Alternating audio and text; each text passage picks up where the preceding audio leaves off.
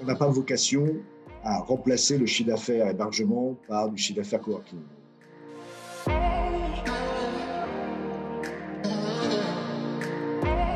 Bonjour Stéphane, merci beaucoup d'être avec nous aujourd'hui. Tu Bonjour t'occupes Maurice. d'une super nouvelle start-up, je sais pas si on peut dire ça comme ça, mais Wojo redéfinit un petit peu les contours du coworking. Justement, on va pas revenir sur les dernières semaines qu'on a tous connues avec ce sujet du confinement et du Covid-19, essayons de regarder en face de nous et vers l'horizon. Toi, vu de ta position en tant que principal acteur européen du coworking, qu'est-ce que ça amène comme réflexion? Est-ce qu'on est vraiment rentré dans une accélération de faisceaux faibles qu'on avait avant sur ce sujet du rapport au travail? Comment tu sens, toi? C'est quoi un peu les premiers faisceaux faibles que tu vois dans ton réseau ou dans tes observations? Alors, juste pour recadrer, pour que tout le monde sache ce que c'est Wojo, c'est des sites de coworking.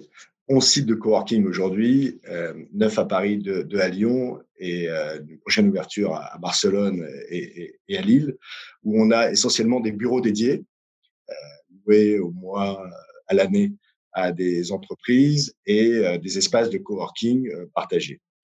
Euh, Et notre dispositif permet à des entreprises donc de s'installer en contrat flexible, et c'est ça la force de notre offre, ou en contrat un peu plus ferme, mais 1 ou 2 ans. En tout cas, rien à voir avec les beaux 3-6-9 qui engagent sur le long terme.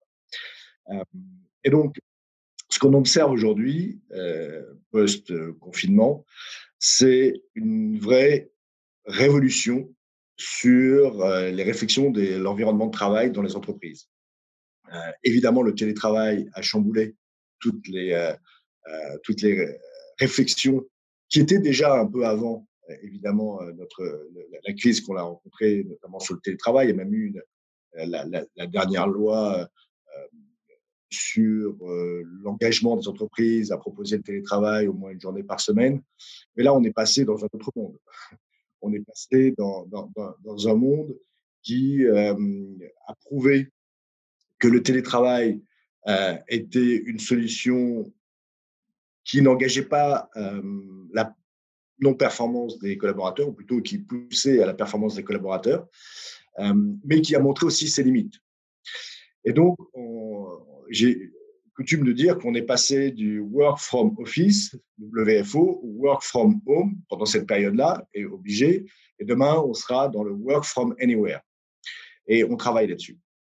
Et donc, ce que nous apprend cette crise, c'est que ça a fait péter les bouchons, si je puis dire, les résistances de certains managers, de certains dirigeants, euh, et voire de beaucoup de collaborateurs qui n'osaient pas franchir le pas du télétravail.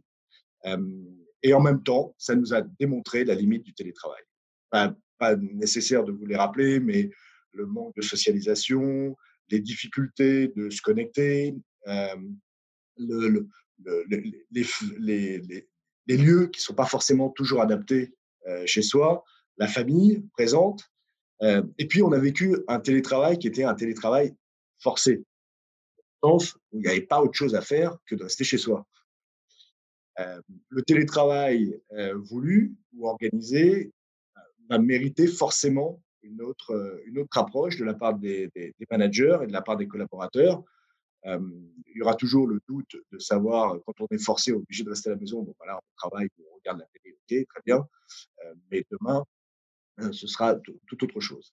Donc, on a réellement besoin de réinventer cette façon de travailler et d'accompagner les entreprises dans ce sens-là. Et c'est là où des espaces comme le nôtre euh, peuvent être une réponse pour à la fois permettre aux collaborateurs de trouver des lieux, j'allais dire, sécurisés, fiables, organisés pour travailler à proximité de chez eux, sans les inconvénients donc du télétravail à domicile, euh, et en même temps avoir la possibilité de rencontrer du monde. Bon, là, en ce moment, c'est un peu limité, mais de rencontrer du monde et d'être dans un dispositif qui permet une bonne performance au travail.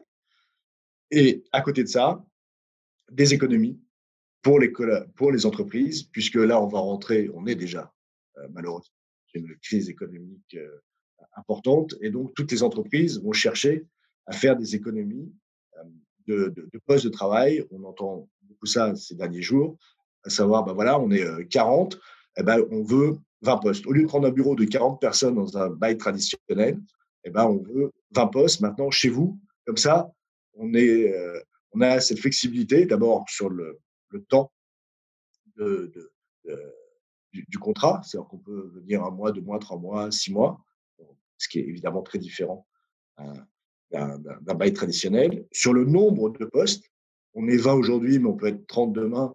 Voilà. Sur la possibilité des personnes qui sont en télétravail d'aller dans le réseau de Wojo. Et donc, tout ça montre cette formidable flexibilité, adaptabilité qu'on peut offrir aux entreprises et aux collaborateurs. D'autant plus qu'on a ajouté euh, les, les offres de Wojo Spot et Wojo Corner qu'on en a disséminées dans les hôtels Accor.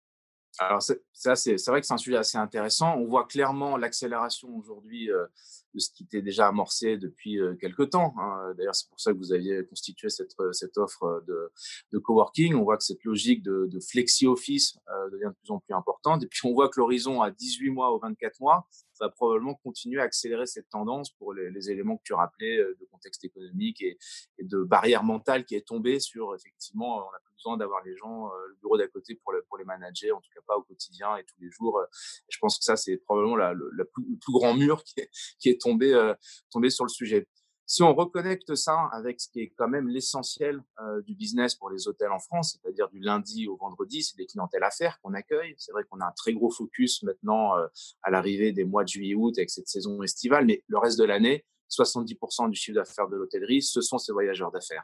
Il y a un vrai sujet sur comment ça va repartir dans un contexte de crise économique. Et donc, les hôteliers ou ceux qui font de l'hébergement marchand, pour ça comme ça, ont besoin de se poser la question sur comment ils vont rééquilibrer quelque part leur offre de service, la diversifier et peut-être être capable d'accueillir des clientèles qui ne sont pas forcément uniquement des voyageurs, mais aussi des gens qui sont un petit peu dans le tissu économique local.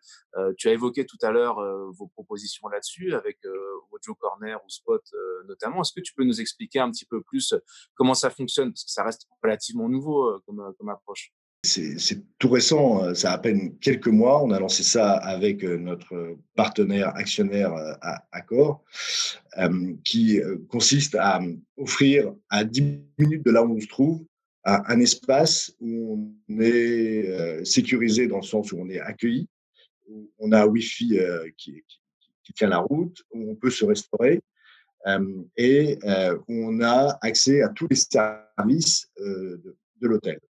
Et donc, on a lancé ce dispositif-là d'abord pour nos membres, ceux qui sont dans nos espaces, des bureaux dédiés, qui nous ont réclamé de pouvoir aller n'importe où à n'importe quel moment. Il y a de cela déjà quelques temps. Et alors là, ça prend encore plus son importance avec une quantité d'entreprises qui viennent nous voir pour nous dire ben, votre offre Wojo Spot nous intéresse parce que nous, on va prendre des abonnements. Car on a mis en place un système d'abonnement à 9,90 € par mois par titulaire qui donne accès à tous les hôtels avec une app à télécharger qui géolocalise là où on se trouve. Et donc, on a fait le calcul sur Paris. À 10 minutes de là où on est sur Paris, il y a toujours un hôtel, Ibis, Novotel, Mercure, Pullman, Sofitel, disponible pour accueillir un nomade, puisque c'est vraiment une offre nomade. Ça coûte moins cher qu'un abonnement de téléphone mobile ou qu'un abonnement à Netflix. Oui, ouais, l'ambition qu'on a derrière ce dispositif-là, c'est réellement d'ouvrir la porte des hôtels. Le réflexe d'aller dans un hôtel pour travailler, il exige chez pas mal de travailleurs, de voyageurs d'affaires plus exactement, mais pas forcément dans sa ville, pas forcément dans son environnement. Et donc là, on veut ouvrir les portes des hôtels et montrer que c'est possible de travailler en remote, en dehors de chez soi et en dehors du bureau. Et on a des espaces pour ça, des espaces qui sont, comme tu le disais, plutôt, puisque ce sont des hôtels plutôt d'affaires, qui sont plutôt disponibles dans la journée, par définition. Les hôtels vivent un peu plus le matin très tôt et le soir, en fin d'après-midi, de par leur fonction première d'hébergement. Mais dans la journée, il y a de l'espace, il y a des équipes sur place. euh, et donc, on a poussé ce dispositif-là qui, en même temps, peut, à mon sens, avec ce que nous vivons, peut aller un cran plus loin. En d'autres termes, quand on a cet abonnement, on peut d'abord, cet abonnement donne accès aux avantages de l'hôtel, mais aussi à des réductions sur la restauration. On a 10% sur la restauration. Euh, Grâce à cet abonnement Wojo dans les hôtels, on peut les trouver n'importe où sur la web app. Et on a accès également à la communauté, ce qui n'est pas neutre, c'est-à-dire qu'on peut aussi rencontrer tous les membres Wojo, euh, chatter avec eux. Donc ça, c'est intéressant. Et on va élargir cette offre à l'occasion si je puis dire, de cette crise.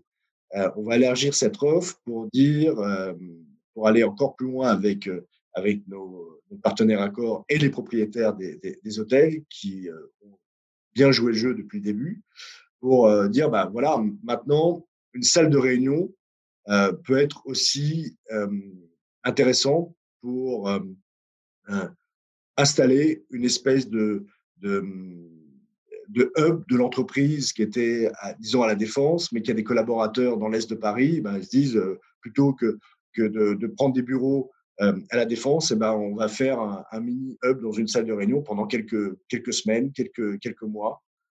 Et donc, ça, typiquement, les hôtels peuvent y répondre. Rien de plus simple que de transformer une salle de réunion dans une espèce d'espace partagé calme où chacun peut s'installer. Et là, il y aura évidemment une contribution, mais quelque chose qui tournera entre 15 et 20 euros par jour, ce qui est évidemment acceptable. Et on peut même aller un cran plus loin en transformant des chambres en bureaux, en bureaux individuels ou en bureaux pour deux. Vu le taux d'occupation, je le crains encore pendant quelques semaines, quelques mois, qui ne sera pas à niveau. On peut transformer en enlevant des lits de quelques chambres et en transformant en bureau à la demande. Donc tout ça, on est en train d'y travailler avec nos partenaires accords et puis les propriétaires. Donc là, ce qui va être intéressant, c'est de voir comment on va pouvoir diversifier, mais c'est quoi le business model en termes de revenus? Alors, on va pas rentrer dans les détails du détail, mais globalement, pour se faire une idée ou un ordre de grandeur, aujourd'hui, tu tables sur quoi? C'est quoi la diversification en termes de revenus? Alors, je comprends que tu vas me dire, on va avoir un peu plus de captage côté F&B et sur les autres services de l'hôtel, c'est probable, mais en tant que tel, l'installation de l'espace ou ce type de réaffectation de l'usage des salles de réunion, vous estimez que ça fera quoi comme revenu complémentaire pour l'hôtel? On n'a pas vocation à remplacer le chiffre d'affaires hébergement par du chiffre d'affaires coworking. Je vais être très clair avec ça, c'est absolument pas du même niveau, pas du même impact. En revanche, ça permet vraiment d'intégrer l'hôtel en termes d'acteur local et de l'intégrer sur des espaces qui sont disponibles et qui ne sont pas réellement optimisés aujourd'hui, pas suffisamment en tout cas, et de pouvoir générer du chiffre d'affaires additionnel, effectivement à F&B, mais également sur des espaces de réunion. Typiquement, une chambre, si demain elle devait être transformée en bureau ad hoc, et ben, nous, dans l'ancien monde de l'hôtellerie, le day use, maintenant ce serait le day use working, si je puis dire. Tu commercialises à 50% du tarif nuit, c'est un revenu additionnel qui n'est pas neutre. Alors, je ne dis pas qu'on fera toutes les chambres, évidemment, de l'hôtel, mais déjà, tu peux imaginer sur certains hôtels quelques pourcentages d'occupation, ça monte en puissance, c'est du revenu additionnel.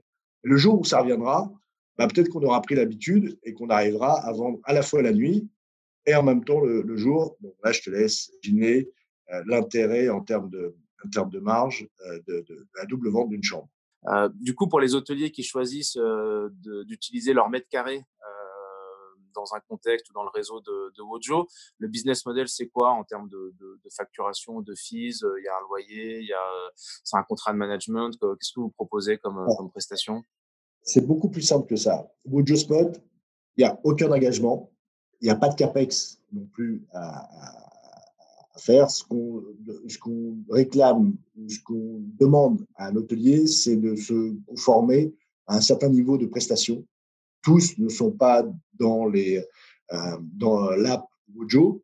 On en a 260 aujourd'hui. On montera sans doute à 300, 350 en France et ensuite on élargira à l'ensemble de l'Europe. Mais là-dessus, on a une sélection faite par la direction opérationnelle à la fois d'accord et de Wojo pour dire bah, cet hôtel-là répond aux critères et donc on le met dans l'appli. On demande rien d'autre puisque le but du jeu, c'est de créer du trafic euh, d'accueillir les clients et effectivement d'offrir 10% de réduction en termes de F&B clients. C'est le seul geste, entre guillemets, monétisable que l'on demande à l'hôtel. Et en contrepartie de quoi, nous nous chargeons de créer le trafic, d'informer les clients, de faire le lien entre les clients et l'hôtel avec un extranet qui est mis à disposition de chaque hôtelier. Comme ça, il peut voir quelles sont les personnes qui ont réservé une place de coworking dans l'espace de l'hôtel. Et puis, comme je le disais précédemment, on peut augmenter les types de prestations sur notre app, des salles de réunion, voire des chambres transformées en bureaux. Et là, on est en train de travailler sur le modèle économique, mais ce ne sera pas plus impactant que tous les distributeurs online qui réclament entre 15 et 30% de commission. On sera évidemment bien en dessous puisqu'on est partenaire et associé. D'accord. Et petite question par curiosité, les places de parking, ça fait partie aussi de l'offre? On peut réserver une place de parking quand on va travailler dans un lieu, enfin, qui a un hôtel dans le réseau Wojo, ou c'est pas encore proposé? C'est typiquement, ça fait partie des sujets qu'on va sans doute partager avec les propriétaires et les opérations accords pour savoir si euh, un hôtel souhaite mettre à disposition dans son inventaire, dans l'app Joe, des places de parking disponibles euh, et de mettre à la vente avec un pricing qu'il décidera lui, de toute façon.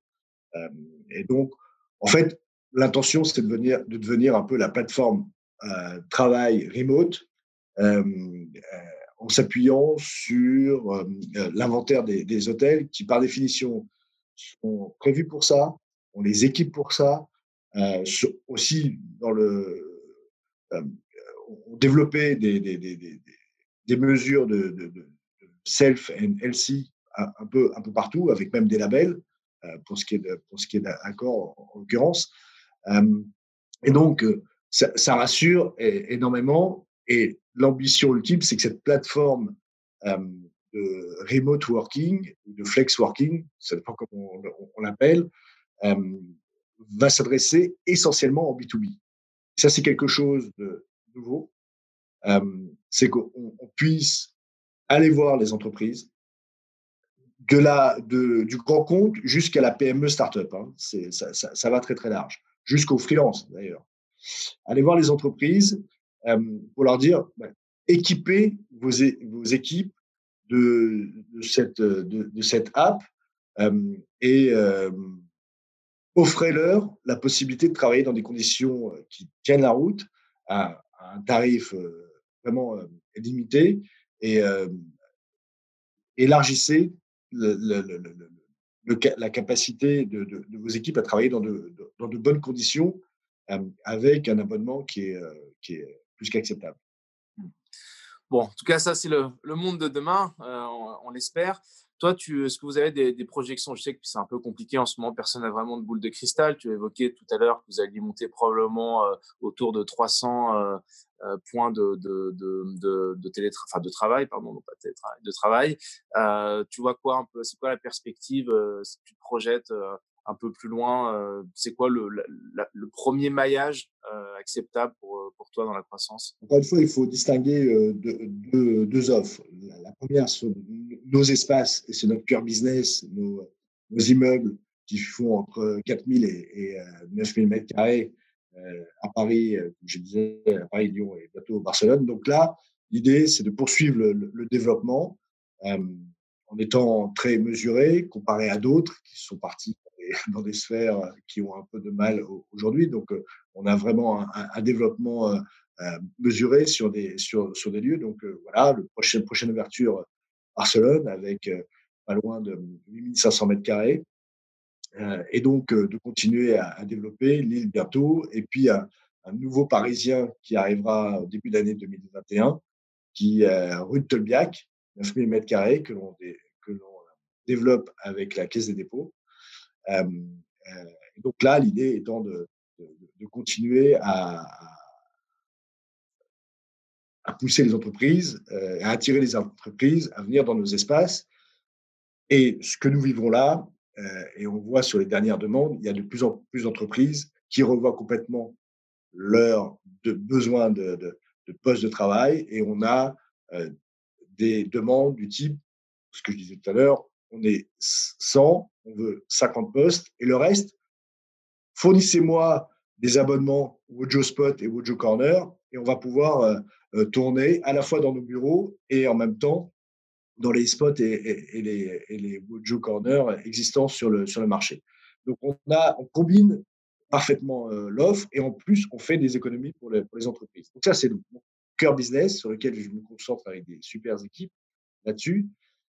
Et puis, concernant les hôtels, c'est de faire repartir déjà au fur et à mesure les hôtels réouvrent, et j'espère que ce sera le cas dans les jours qui viennent, de faire repartir la démarche WojoSpot auprès des équipes, euh, de prendre la parole auprès des entreprises avec une grande campagne auprès des entreprises pour les intéresser à ce dispositif-là. Et l'idée, c'est d'avoir, aller sur la France, entre 300 et 350 hôtels qui maillent bien le territoire français, pas uniquement parisien, euh, dans des lieux qui comptent, des lieux de passage. Et ensuite, c'est d'atteindre les plus de 1000 sur l'Europe. Et chacun aura son app en disant, bah voilà, là où je veux travailler, je sais que je peux travailler, je suis abonné, je viens, je m'installe, je donne ma e-card sur mon téléphone et je suis reconnu comme tel, client Wojo, on m'accueille, on m'installe, on pose des prestations, j'ai 10%. Euh, voilà. Et Donc, en parallèle, la communauté Wojo, tu penses ça arrivera à combien de personnes si on met en parallèle de tes estimations de sites? Alors, le plus possible, je te le souhaite, mais pour avoir un ordre de grandeur, ça donnerait quoi à peu près? écoute, c'est super compliqué à estimer parce qu'en fait, on crée presque l'usage. Donc, on sent bien qu'il y a un mouvement de fond sur le sujet, mais on crée l'usage et je, je pourrais te dire, en plus des 6000 membres que nous avons déjà, je pourrais te dire, bah, on peut multiplier par 4 ou 5 et arriver à 30 000 membres facilement parce que 9,90 et puis une entreprise qui prend ça pour 100 ou 200 collaborateurs, si on multiplie évidemment euh, les, les, les leads, on peut monter très vite. Euh, je ne me donne pas évidemment de limite. Euh, et l'idée, c'est que ouais, on dépasse assez rapidement les 10 000 membres qui utilisent ce service dans un premier temps. On est encore en format pilote. Hein. C'est nouveau. C'est aussi nouveau pour les hôtels. J'ai bien conscience que c'est un nouveau marché. On n'accueille pas de la même façon un business traveler qu'un coworker. Euh, il y a beaucoup plus d'interactions. Puis alors, ce qui est incroyable dans ce métier, c'est que et certains hôteliers l'ont déjà vécu, euh, on va avoir des coworkers qui vont être des habitués de l'hôtel, qui vont venir presque tous les jours ou tous les 2 jours et qui vont avoir une relation très privilégiée avec les équipes de l'hôtel. Euh, donc, ce sera à l'hôtel d'aménager son expérience émotionnelle aussi avec ce type de clients. C'est pas les mêmes hein, qu'un travel qu'on voit au check-in ou au check-out. Là, on voit tous les jours, on parlemente avec lui, on va l'aider, on va le mettre en relation, et puis il va s'installer dans l'hôtel et on va pouvoir l'accompagner et lui vendre des prestations. Je prends juste l'exemple du fitness, désolé. Heu, le fitness, généralement, dans la journée, dans les hôtels, c'est plutôt vide. Pourquoi ne pas vendre un accès fitness à ces coworkers, dans la journée, et qu'ils puissent en profiter? Tout est là pour ça. Justement, Stéphane, tu parlais de réenchanter un peu la socialisation au sein des hôtels. Évidemment, c'était un sujet qu'on avait beaucoup évoqué et qui était demandé de la part des clients. Qu'est-ce que ça amène comme changement pour les collaborateurs de l'hôtel? On est très, la relation client, l'émotion, c'est le staff qui la donne.